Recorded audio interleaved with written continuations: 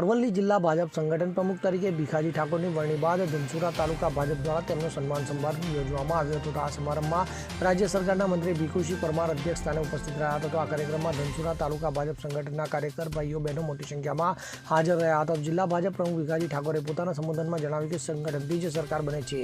તેમણે સંગઠનને મજબૂત બનાવવા પર ભાર મૂક્યો હતો. વધુમાં ભીખાજી ઠાકોરે કહ્યું હતું કે સરકારની યોજનાઓનો લાભ વધુને વધુ લોકો સુધી પહોંચે તે જરૂરી છે. તો સરકારે કરેલા લોકહિતના કામો અને વિકાસના કાર્યોની માહિતી સંગઠનના માધ્યમથી પ્રજા સુધી પહોંચાડવાનું આહવાન કરાયું હતું. તો મંત્રી ભીખુસિંહ પરમારે પણ ધનસુરા તાલુકા સંગઠનના કાર્યકરોને અભિનંદન આપ્યા હતા. તેમણે તાલુકા સંગઠનને વધુ મજબૂત કરવા માટે હાકલ કરી હતી.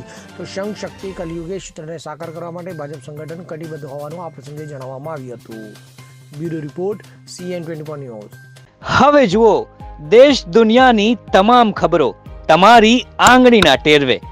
ઉઠાવો મોબાઈલ અને Google Play Store પરથી ડાઉનલોડ કરો અમારી CN24 ન્યૂઝ મોબાઈલ એપ.